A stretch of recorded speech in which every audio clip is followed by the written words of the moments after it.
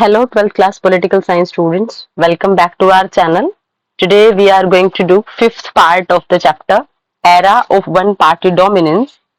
As you all know, we have completed four part of the chapter and we have got a lot of things. And in the last class we have seen what were the basic reasons for what Congress was dominating. Right? Why it was considered umbrella organization, what was its policy of exclusion, how the people were able to be the member of Congress party. So it was able to get popularity in all of the parts of the country. So today we are going to discuss Communist Party of India. We have already discussed the Communist Party. Remember it when we have understood it? जब आप लोगों ने पढ़ा था ना Kerala election 1957 है ना, we have seen that Communist Party has won the election and it has got 60 seats, right, out of 126 basically. So today we are going to study Communist Party of India. Let us start now. In the early 1920, communist groups emerged in different parts of India, taking inspiration from the Bolshevik revolution in Russia and advocating socialism in basically in India as the solution to problems affecting the country. अब देखो ये क्या था, हमारी country में 1920s में क्या हो रहा था, कम्युनिस्ट ग्रुप अमर्ज हो रहे थे कंट्री के डिफरेंट डिफरेंट पार्ट्स में, है ना. हमने देखा था ना कि कहीं ना कहीं बहुत सारी पार्टीज के ओरिजिन आपको कम्युनिस्ट पार्टी से ही मिलते हैं, राइट. सो यही यहाँ पर वही हो रहा था. बट इंस्पिरेशन कहां से मिली थी इन लोगों को कि आप कम्युनिस्ट पार्टी फॉर्म कर दो. You all have done 9th class and you have studied socialism in Europe and Russian Revolution. आप वो चैप्टर रीड करके आए होंगे. तो वहां पर क्या होता है, आफ्टर द रेवोल्यूशन आपने दो रेवोल्यूशन पढ़ी होंगी, फैब रेवोल्यूशन और अक्टूबर रेवोल्यूशन, है ना. तो फेब वाली में तो मोनार्की को अबॉलिश कर देते हैं, सार निकोलस सेकंड को. I think you are able to recall now. और उसके बाद फिर क्या होता है, अक्टूबर रेवोल्यूशन में they were able to form, they were able to establish communism, basically you can say socialist aspect, not completely communism but socialism. तो ये जो आइडिया था ना, ये जो कम्युनिस्ट आइडियाज था, ये उनको कहां से मिले थे, जो हमारी कंट्री में different different communist party origin हो रही थी, उसका बेस कहां से था. That was from the Russian revolution, Bolshevik revolution. Leader का नेम आपको पता होगा, Lenin, Vladimir Lenin, he was the leader. So from 1935 the communist worked mainly from within the fold of Indian national Congress. अब देखो क्या था, 1935 में जो कम्युनिस्ट थे वो कहां वर्क कर रहे थे, within, mainly from within the fold of Indian national Congress, यानी उसी की फोल्ड में वर्क कर रहे थे कहीं ना, यानी कांग्रेस के अंदर ही वर्क कर रहे थे. A parting of ways took place in December 1941 when the communists decided to support the British in their war against Nazi Germany. अब देखो पहले कहीं ना कहीं क्या था, हमने पढ़ा था ना कि कांग्रेस के अंदर रहकर भी क्या थी, लोग अपनी डिफरेंट डिफरेंट आइडियोलॉजीज को सस्टेन कर पा रहे थे, इंडिपेंडेंटली रिप्रेजेंट कर पा रहे थे. सो इनके आइडियाज भी कहीं ना कहीं कब डिफरेंट होना शुरू हुए, 1941 में, जो कम्युनिस्ट पार्टी थी और कांग्रेस के आइडियाज डिफरेंट होना शुरू हो गए 1941. And you all know that 1941 all of the world was in big dilemma, है ना. We were facing a huge trouble, that was world war, second world war. In 1939 there was the starting of second world war. और 1941 में क्या होता है, जो communist party थी उसके सपोर्टर क्या चाह रहे थे, उसके जो लीडर्स थे वो क्या चाह रहे थे कि हमें सपोर्ट करना चाहिए ब्रिटिशर्स को अगेंस्ट नाजी जर्मनी, यानी जो हिटलर था उसके अगेंस्ट में हमें ब्रिटिशर्स को सपोर्ट करना चाहिए, right. Unlike other non-Congress parties, the CPI had a well-oiled party machinery and dedicated cadre at the time of independence. अब और पार्टीज के पास तो हमने क्या पढ़ा था कि और पार्टीज के पास जो नॉन कांग्रेस थी वो जब तक सोचते थे ना कि कैसे प्रमोशन करना है, कैसे सारी चीजें, तब तक कांग्रेस वो सारे वर्क कंप्लीट कर लेती थी. तो इनके पास भी क्या थी, ये भी वो पार्टी थी जिसके पास कहीं ना कहीं वेल ऑयल मशीनरी थी, डेडिकेटेड कैडर थे इंडिपेंडेंस के टाइम तक, यानी इन्होंने भी कहीं ना कहीं खुद को एक स्ट्रॉन्ग पोजीशन में कहीं ना कहीं सस्टेन करवा लिया था, स्टैंड करवा लिया था. However, independence raised different voice in the party. But what happened? Till independence, they were able to get a specific position in India. but after independence there were difference in their ideas, right? And now what were the differences? That on the basis of different voices, the people were having different ideas, right? So the basic question that troubled the party was the nature of Indian independence. Was really India free or was freedom a shame? यानी कि इन लोगों के बीच में जो different का question था ना, जिस बेस पे इन लोगों के आइडियाज डिफरेंट डिफरेंट होना शुरू हुए, कहीं ना कहीं जो पार्टी के अंदर ही जो स्प्लिट होना शुरू हो जाता है, पार्टी के अंदर ही डिफरेंट डिफरेंट आइडियाज अराइज होने शुरू हो जाते हैं. What was the basic question for that? वो बेसिक क्वेश्चन यही था जिसने पार्टी के नेचर को कहीं ना कहीं ट्रबल में डाल दिया. वो क्या था कि जो हमारी इंडिपेंडेंस थी, was India really free? If we are free in actually, we are free really, और वो फ्रीडम आ शेम, या फिर फ्रीडम जो थी हमारे लिए एक शेम की बात थी, शर्म की बात थी. So soon after independence, the party thought that the transfer of power in 1947 was not true independence and encouraged violent uprising in Telangana. इसीलिए फिर क्या हुआ, पार्टी ने जल्दी ये सोचना शुरू कर दिया. ऑल दो देखो आप लोगों ने भी तक क्या पढ़ा, that in the first general election all of the world accepted that yes, countries like India, which are not that much rich, है ना, which are not European countries, they can also have democracy in their country and they can successfully work with that. But यहां पर जो communist party of India थी, उसके mind में क्या था, उन लोगों ने सोचना शुरू कर दिया कि कहीं ना कहीं जो पावर का ट्रांसफर था, because we were the colony of the Britishers, so 1947 में जो पावर का ट्रांसफर हुआ, that was not true independence, वो कंप्लीट ट्रू इंडिपेंडेंस नहीं है. And encourage violent uprising in Telangana, और इस वजह से तेलंगाना में क्या हुआ, अपराइजिंग, वायलेंट अपराइजिंग होना शुरू हो गई, मतलब वॉलेंटिक एस्पेक्ट्स होना शुरू हो गए. The communists failed to generate a popular support for their position and were crushed by the armed forces. लेकिन अब देखो, because people were you can say aware, they were having trust that yes, Congress has won the majority because of their popularity only. और जब ये लोगों को बोलेंगे कि जो हमारी कंट्री की गवर्नमेंट बनी है ना 1947 में, वो नॉन डेमोक्रेटिक वे से आई है, तो इस वजह से क्या हुआ, उनके आइडियाज कहीं ना कहीं फेल हो गए. They were able to get popular support for their position and they were crushed by the armed forces, मतलब उन्होंने जो वायलेंस कहीं ना कहीं अराइज करवाई थी, that was suppressed by the armed forces of the country. Got it? And after that what will happen? If their that idea will not work, then they will have to think again that what should be their next step, right? It means their you can say their last step that was not right also, है ना? They try to blame, you can say. Now they try to rethink. So this forced them to rethink their position. इसलिए अब उनको दोबारा से सोचना था. In 1951, the Communist Party abandoned the path of violent revolution and decided to participate in the approaching general election. अब इन्होंने क्या सोचा कि ऐसे वायलेंस से तो भाई काम नहीं चलने वाला है ना, क्योंकि वायलेंस का रिजल्ट उन्होंने देख लिया, they were suppressed by the military only, army only. तो अब इन्होंने क्या किया, अब इन्होंने सोचा कि हम जो एक पाथ है ना वायलेंस का, we will abandon, we will leave it. And now what we will do, and decided to participate in the approaching general election. और उन्होंने क्या सोचा कि जो आने वाले इलेक्शंस है ना, why should not we participate in that. So in the first general election CPI won 16 seats and emerged as the largest opposition party. यानी कि देखो, इंडिपेंडेंस से पहले कहीं ना कहीं जो ब्रेकडाउन लगे, लोगों ने इनको सपोर्ट नहीं दिया, but even then in the first general election of our country they were able to secure 16 seats and it emerged as the largest opposition party of the country. है ना, क्योंकि एरा तो वन पार्टी डोमिनेंस का चल रहा है, but even then 16 seats को grab कर पाना, वो भी फर्स्ट इलेक्शन में, और उतनी पॉपुलर पार्टी के अगेंस्ट में, that was itself a big deal. So the party support was more concentrated in Andhra Pradesh, West Bengal, Bihar and Kerala. So it was not having impact in all of the parts of the country. It was having impact in some parts of the country. For example, Andhra, West Bengal, Bihar and Kerala. Hope the story of Communist Party of India is also clear to all of you. After that, A.K. Gopalan, S.A. Dange, E.M.S. Namboodiripad, P.C. Joshi, Ajay Ghosh and P. Sundaraya were among the notable leaders of the CPI. The party went through a major split in 1964. अब देखो, फिर से हमने पढ़ा ना, बहुत सारी party कहीं ना कहीं अमर्ज हुई है इसी पार्टी से. तो अब देखो क्या हुआ, दोबारा से स्प्लिट होना शुरू हो गया, है ना. तो 1964 में स्प्लिट हुआ. following the ideological rift between Soviet Union and China.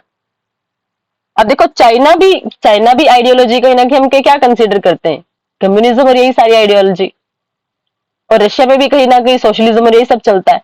But इनमें जो डिफरेंस हुआ वो वही हुआ कि सोवियत यूनियन वाली आइडियोलॉजी को फॉलो करे या चाइना वाली को। The pro Soviet function remain as CPI while the opponents form the CPI M. अब देखो ये क्या बन गई, communist party of India, Marxist. अब जिन लोगों ने सोवियत फंक्शन के साथ डील किया that yes we will go with it, वो पार्टी थी आपकी कम्युनिस्ट पार्टी ऑफ इंडिया। अब कुछ लोग ऐसे थे जिन्होंने चाइनीज कॉन्टेक्स्ट को ज्यादा इंपॉर्टेंस दिया। अब वो किसमें फ्रेम होगी, किसमें कन्वर्ट होगी, communist party of India, Marxist. और ये जो हमारी दोनों की दोनों पार्टीज हैं ये आज भी एग्जिस्ट कर रही है in the country in present time also. Got it? Hope it is also clear to all of you. So now A.K. Gopalan, context about him is given to you. अभी पढ़ा ना आप लोगों ने A.K. Gopalan. He was the major or notable leader of CPI. So communist leaders from Kerala worked as the Congress worker initially, joined the Communist Party in 1939. After the split in Communist Party in 1964, joined the CPIM. मतलब जब communist party का split हुआ, split मतलब division हुआ, तो उसके बाद इन्होंने communist party of India Marxist को ज्वाइन कर लिया and worked for strengthening the party, respected as a parliamentarian member of parliament from 1952. इन्होंने strengthening प्रोवाइड करवाने का वर्क किया communist party of India Marxist को। Okay, so now I think Communist Party of India, Marxist, what was it?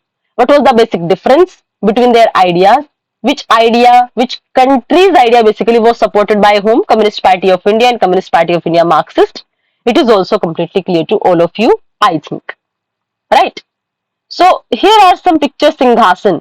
Basically अब जो हमारी country में यहाँ ये चीजें हो रही थी ना, ये सब कुछ ये हो रहा था, तो ये सारी चीजें भी हमें क्या शो कर रही हैं, ये सारी चीजें भी हमें यही शो कर रही हैं कि कहीं ना कहीं जो पॉलिटिक्स है ना वो पावर गेम बनता जा रहा था and the people were trying to do a lot of things. इस मूवी में, सिंहासन मूवी में, the same thing is shown.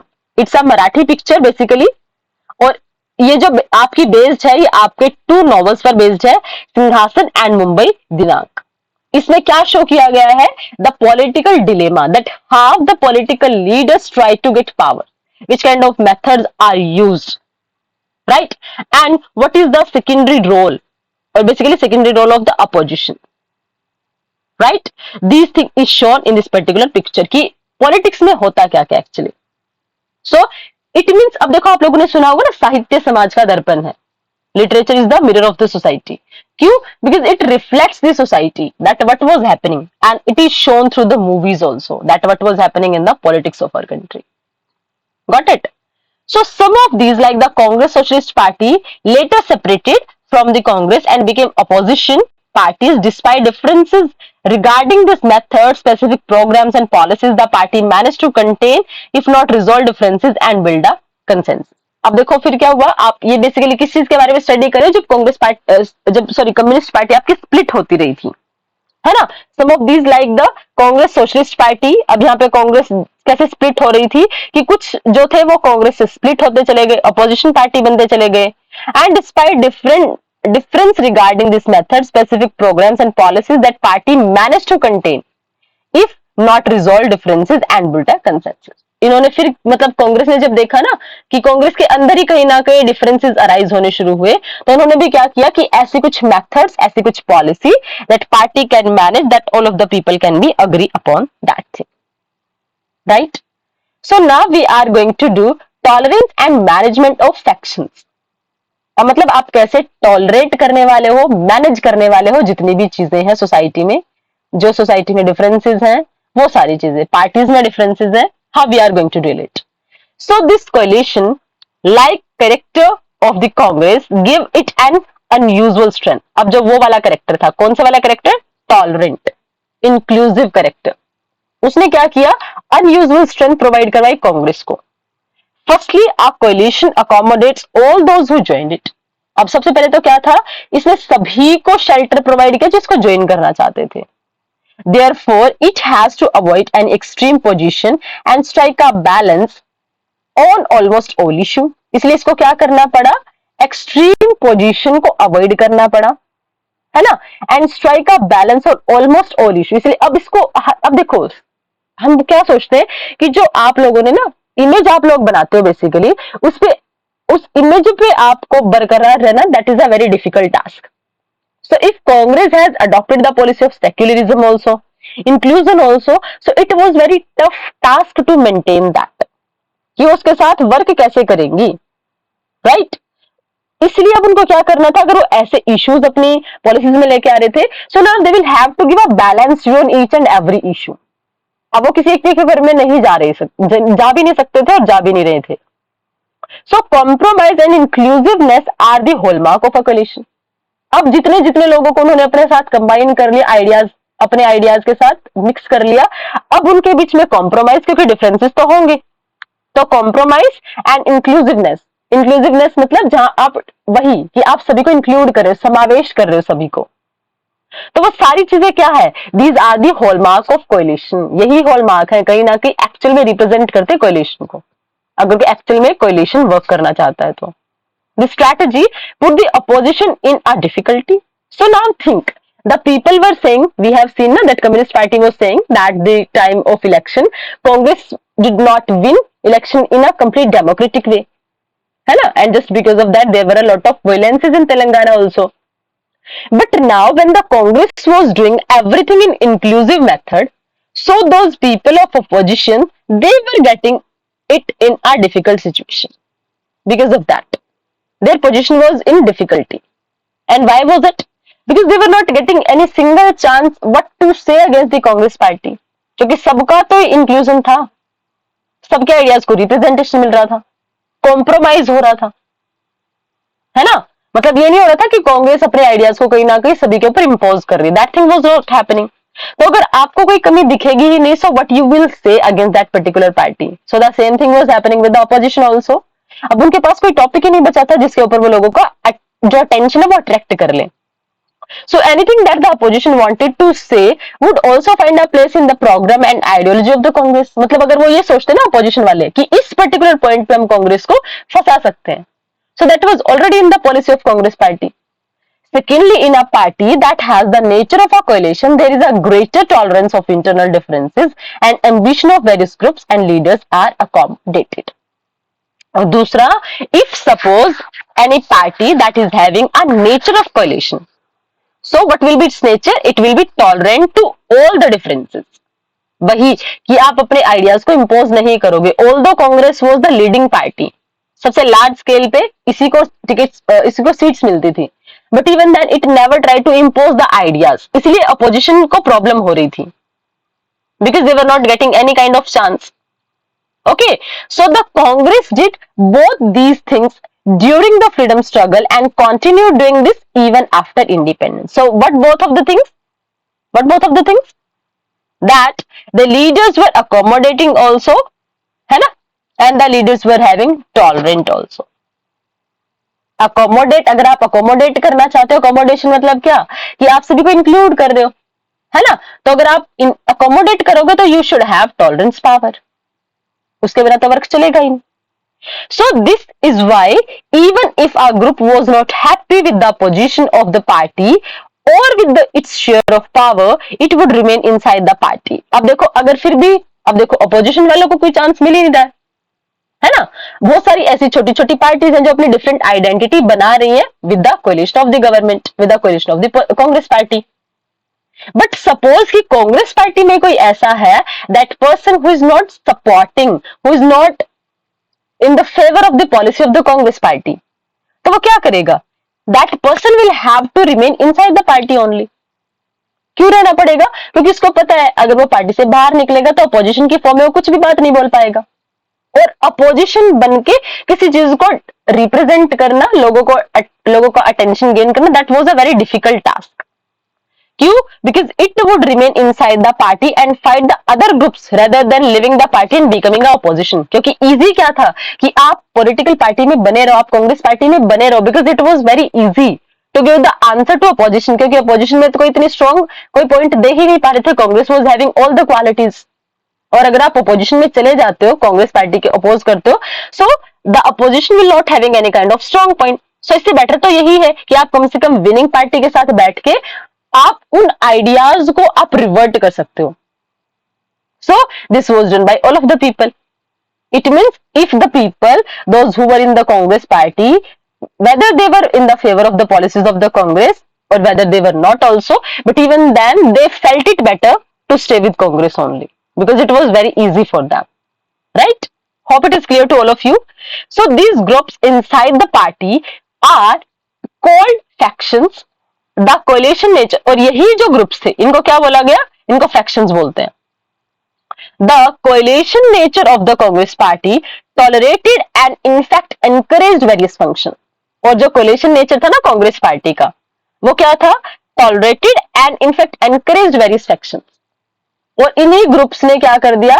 कहीं ना कहीं छोटे ग्रुप्स को, बहुत सारे फैक्शंस को, स्मॉल ग्रुप्स को पार्टी के अंदर ही क्या कर दिया? एनकरेज कर दिया.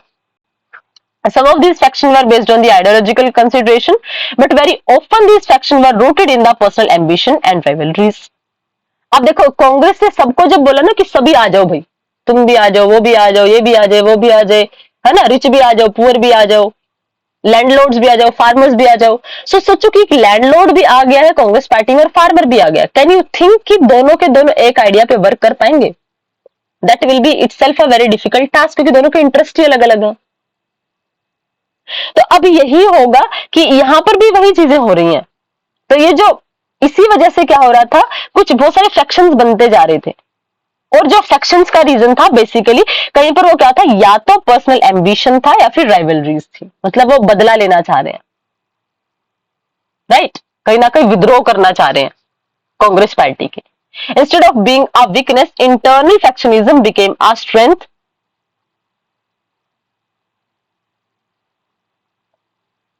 Strengthen the Congress, since there was room within the party for various factions to fight with each other. It means the leader representing different interests and ideology remain within Congress rather than go out and form a new party.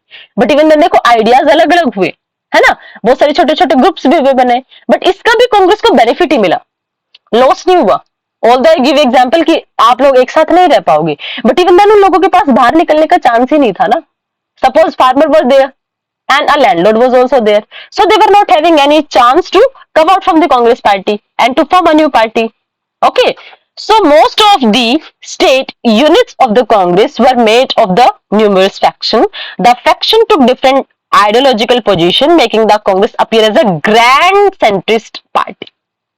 और इसी system ने क्या बना दिया कि grand centrist party है. The other parties primarily attempted to influence this faction and thereby indirectly influence policy and decision making from the margins. और क्या होता है कि कुछ पार्टीज ने क्या किया, अदर पार्टीज उन्होंने अटेम्प्ट किया इन लोगों को इन्फ्लुएंस करने का. सपोज कोई दूसरी पार्टी तो वो ट्राई करेगी कि कहीं ना कहीं इन लोगों के दिमाग में ना वो चीजें डाल दो, that you can't work with Congress, that's why you should be separated, है ना. सो they were far removed from the actual exercise of authority. They were not alternatives to the ruling party. Instead, they constantly pressurized and criticized, censored and influenced the Congress. हालांकि फिर क्या हुआ, अगर कोई ऐसा person था जो अगर पार्टी से भी था तो उन सबको क्या कर दिया गया, एक्सरसाइज से रिमूव कर दिया गया, है ना. They were not alternatives to the ruling party. वो अल्टरनेटिव नहीं बन पाए. इंस्टेड दे कॉन्स्टेंटली, हालांकि उन्होंने जब लोगों के मन में चीजें डालनी शुरू की, so they were remove from the Congress party. But what happened, they continuously criticize the policy of the Congress party, क्योंकि वो तो करेंगे, उनका काम ही बच गया, है ना. censured and influenced the Congress. The system of faction function as balancing mechanism within the ruling party. Political competition therefore took place within the Congress. In this sense, the first decade of electoral competition, the Congress acted both as the ruling party as well as the opposition. मतलब कांग्रेस के अंदर ही party group बनना शुरू हो गए हैं पहले decade में. मतलब देखो, सपोज कोई छोटी सी पार्टी जिसने कांग्रेस को ज्वाइन किया, बट बाद में वो कांग्रेस के आइडियाज से कहीं ना कहीं मैच नहीं कर पा रही है, तो वो क्या करेगी, it will try to attract the mind of people towards that topic which was not in the criteria of Congress. इसीलिए क्या हुआ, क्योंकि कहीं ना कहीं उसने कांग्रेस के साथ कोलिशन किया था, but now it was not able to get that much benefit, इसलिए वो क्रिटिसाइज करना शुरू कर देते हैं. इट मीन्स जो रूट्स भी निकले अपोजिशन के they were also from Congress. So you can consider कि जो फर्स्ट डिकेड था इलेक्टोरल कंपटीशन का उसमें कांग्रेस रूलिंग पार्टी भी थी और अपोजिशन पार्टी भी थी. होप आपको अब समझ आए कि कैसे थी, क्योंकि roots of all the opposition they were also from the Congress party only. उसके बाद that is why this period of Indian politics has been described as the Congress system. और इसीलिए क्योंकि रूल करने वाले भी कांग्रेस है ना, और अपोज करने वाले भी Congress. That's why this system of the country, the particular time period of the country, it is described as the Congress system. It means Congress was the supreme authority you can say, क्योंकि अगर इसके अगेंस्ट में कोई जा रहा है they were not able to get anything, right. People, those who were favoring it, they were having the benefits only. So that's why this particular time period has been considered as the Congress system, right? अब देखो, I thought factions were a disease that needed to be cured. You make it sound as the factions are normal and good. है ना कहीं हमने feel किया ना, क्योंकि कांग्रेस के अंदर छोटे छोटे ग्रुप्स भी बने, तो इसने कहीं ना कहीं इसको क्या बना दिया, ग्रैंड सेंट्रिक पार्टी में कन्वर्ट कर दिया, जो छोटे छोटे फैक्शंस भी बने. So everything you can say, all of the policies चाहे वो अगेंस्ट में प्रिपेयर हो रही थी, the ground whether it was in the against of the Congress party, but even then results were in the favor of Congress party only, right? We have understood this thing. A lot of people, a lot of political parties, they were trying to show that Congress is not doing correct. Congress is not following democratic methods. Congress has not won the election in democratic methods. But even then, every position, everything was going in the favor of Congress party only. And that's why it is considered as the era of one party dominance also, and as the Congress system also. Hope till now every single term, every single word is completely clear to all of you. But even then, if you are having any kind of query, you can ask your doubts in comment section. Next part that is emergence of opposition party. अभी तक one party dominance era चला है, लेकिन अब ऐसा एकदम से क्या हो जाएगा कि हमारी कंट्री में अपोजिशन पार्टीज बनना शुरू हो जाएंगी. That we will do in next video. Till then keep learning, stay connected, keep revising also, try to revise each and every fact. Okay, next video we will do in next part of the chapter we will do in next video. Till then keep learning, stay connected. Thank you, thanks a lot.